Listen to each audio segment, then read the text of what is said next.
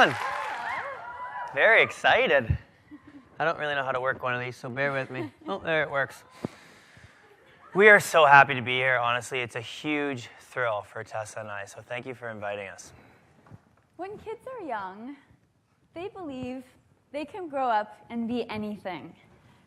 Astronauts, doctors, professional athletes, fashion designers. It's true. Their imagination knows no bounds, nor does their self-belief.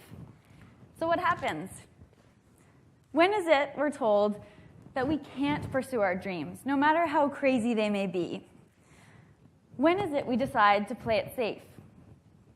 Why is it so many people limit themselves?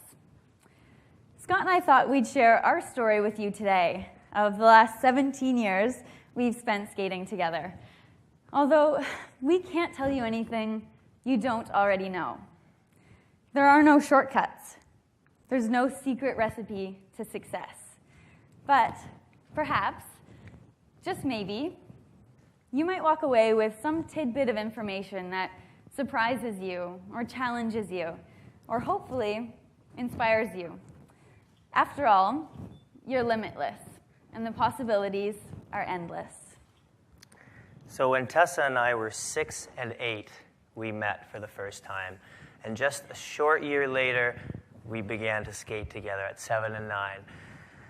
Now, let's get this out of the way right away. Yes, we were boyfriend and girlfriend. At 6 or 7, or you know, it was 6 and 8. Oh, dear. Oh, yep. But no, it's true that we didn't say a single word to each other during that time, so that had to end pretty quickly afterwards. But what did remain was the solid and respectful partnership that we had. Also, when we were young, we were extremely competitive with each other, and that was really our sole motivation to improving.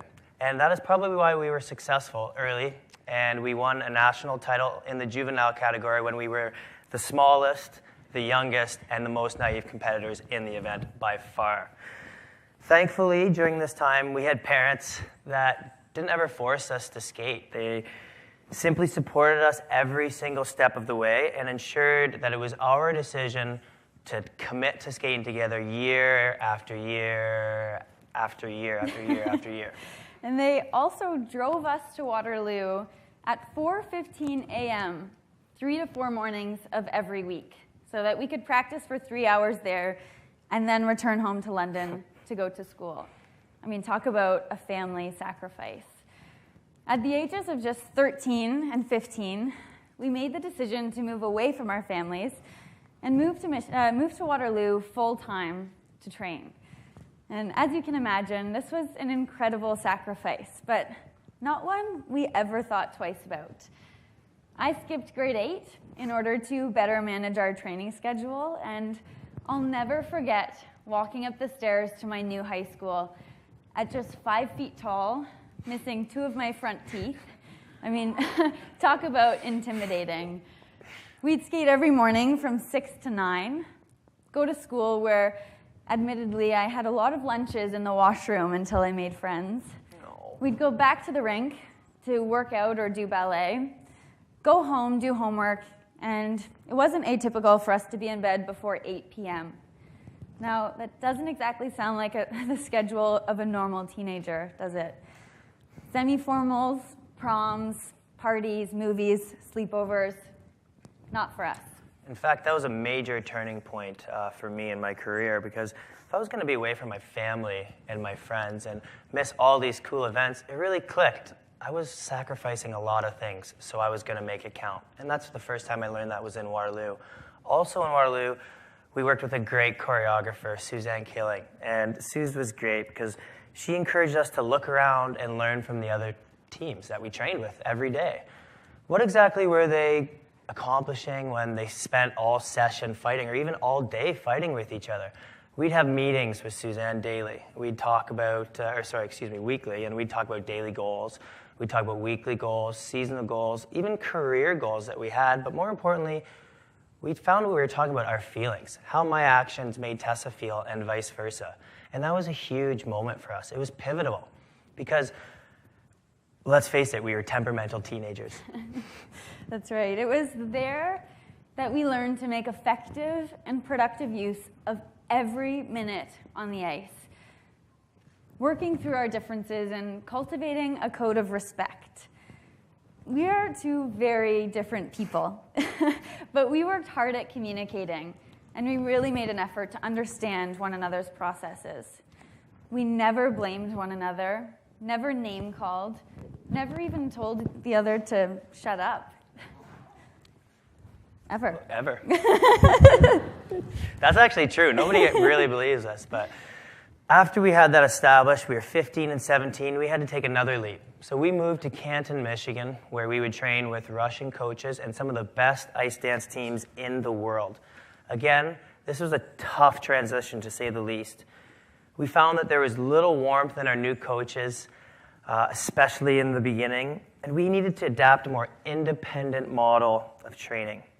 We needed to be there for each other. We needed to be each other's family, and honestly, we relied on each other for almost everything.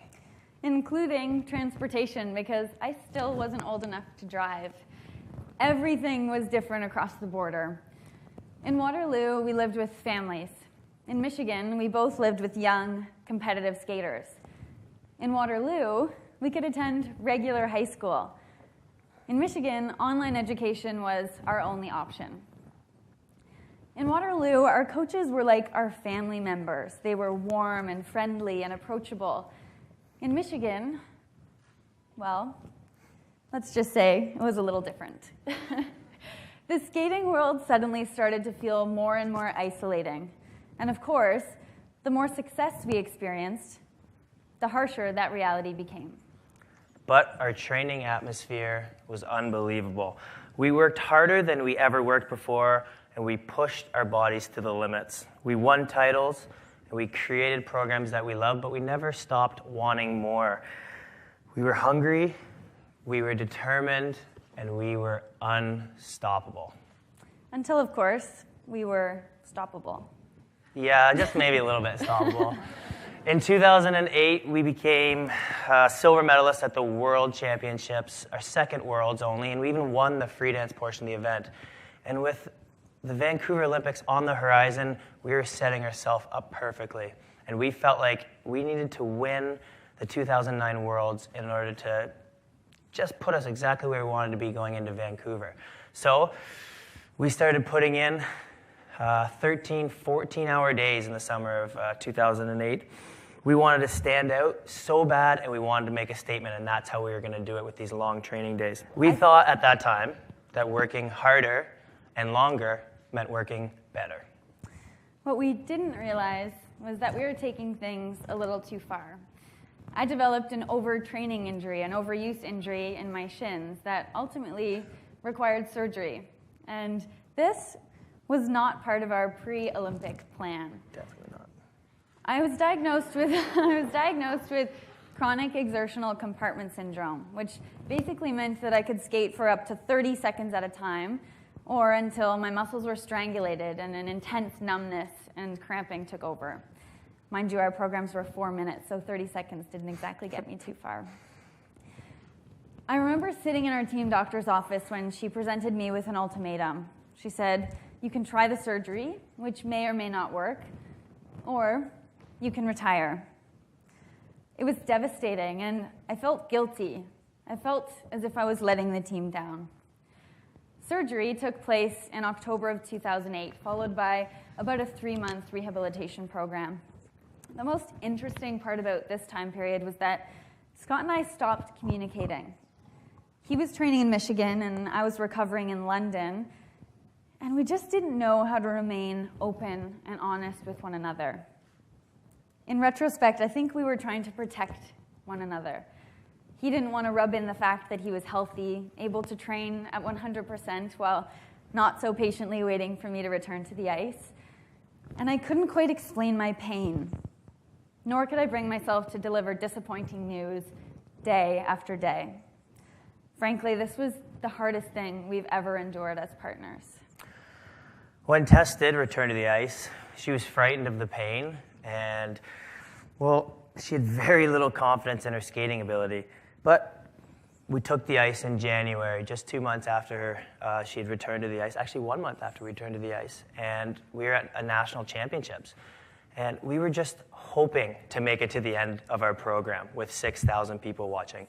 Now, needless to say, that's not quite ideal, and I'm sure a lot of you know that the feeling of being unprepared is probably the absolute worst. Sorry. Okay. I'm not as good at this as she is, am I? She's just killing it. She doesn't need cue cards.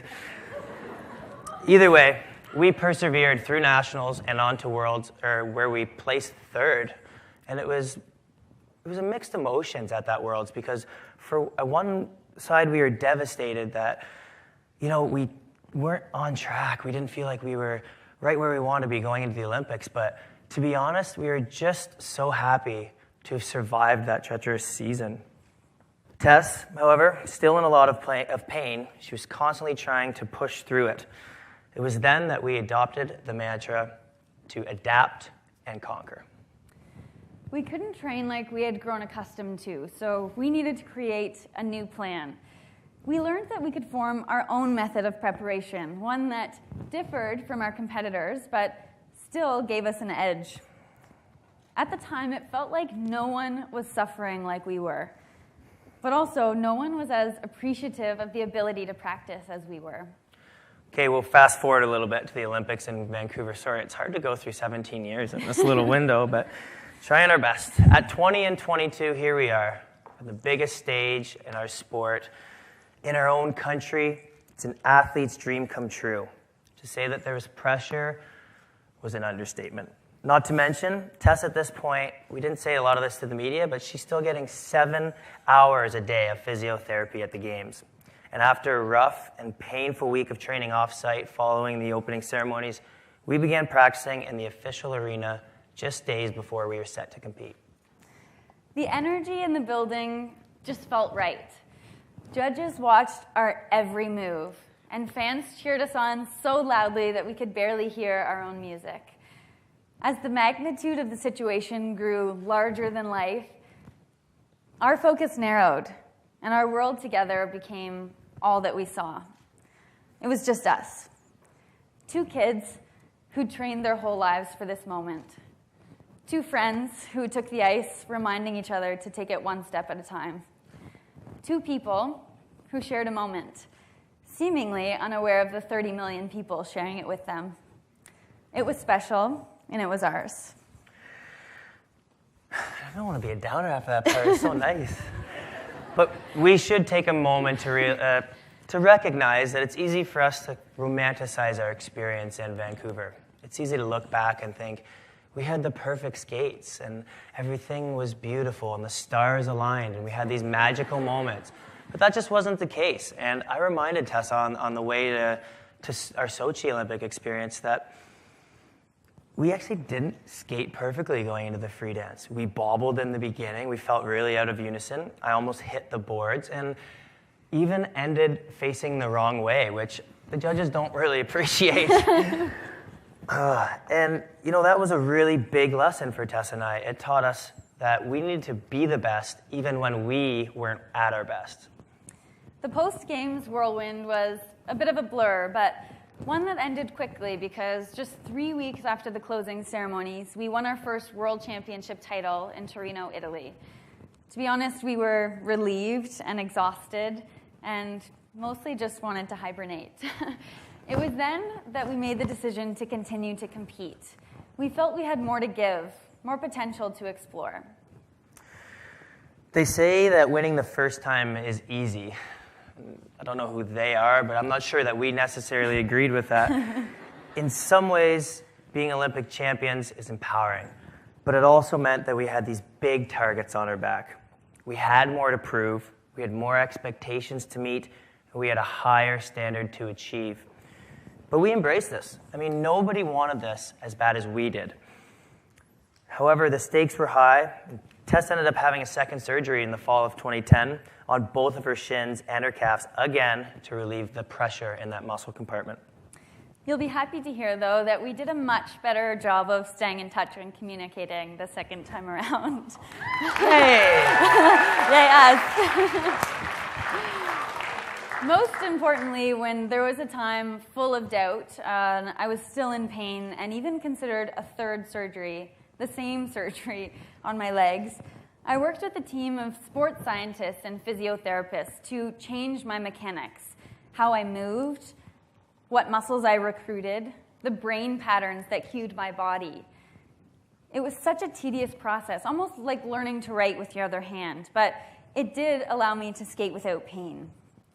We learned so much about ourselves, so much about our bodies, so much about what it meant to be an athlete. It was a new dimension to our training that was more intellectual and certainly more science-based. Interestingly, we felt we became the masters of our sport only after we'd already won the Olympics.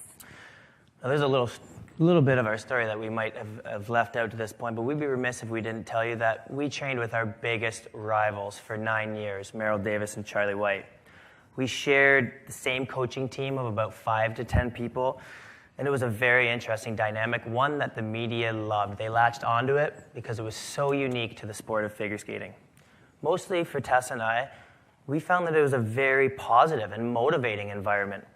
We had the rare opportunity to watch our closest competitors day in and day out, how they were training, the moves they were doing, their attitudes, etc. But let's be clear about one thing, it was extremely tense. There's no doubt about it. Between the 4 of us, we both wanted to win, and desperately. Tessa and I worked hard to find a balance there. We wanted to use them for additional motivation, but not get caught up in the politics of the rink. Every day was a battle. Every day was a competition. But it helped secure the notion that, well, yes, we needed guidance and support from our coaching staff. No one was as invested in our career as we were.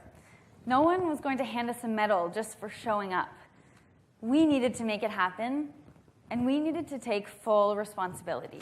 So we approached Sochi with the same but entirely different mindset as Vancouver. It was similar because we were there to win. We were prepared.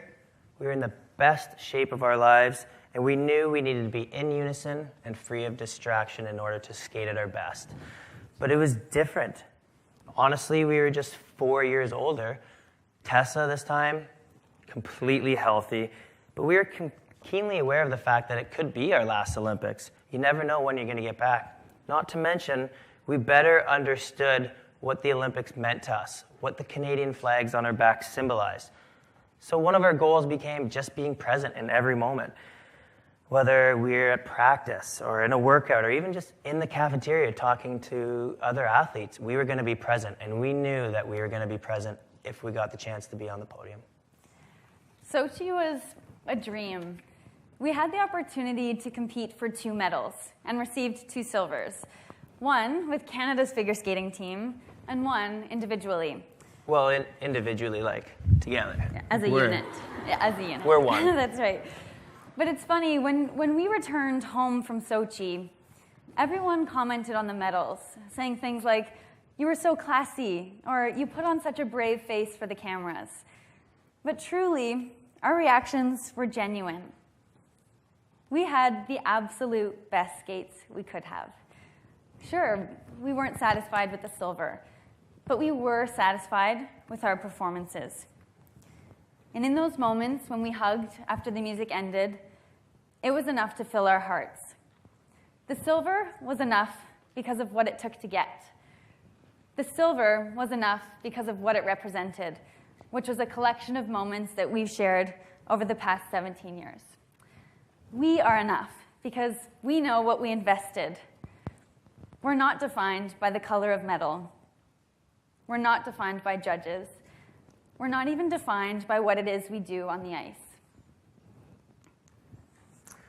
The most important lesson that we've learned along the way is this. As Tessa said, success is not complicated. It's hard work, and there are no shortcuts. But the possibilities are endless. Someone is going to go out there and win the Olympics. Someone's going to fly to Mars. Someone's going to be, the captain of the Toronto Maple Leafs or invent the next best thing. Why can't that someone be you? Why not? We must all recognize our own definitions of success. It doesn't matter what you choose to do, so long as you do it to the best of your ability. How do you want to be viewed? What is your character? What are your values? How would you like to be remembered? Ultimately, it doesn't matter that we happen to be decent figure skaters. What does matter is that we strive to be good people. We love what we do, and we follow our passions to the fullest. Do you?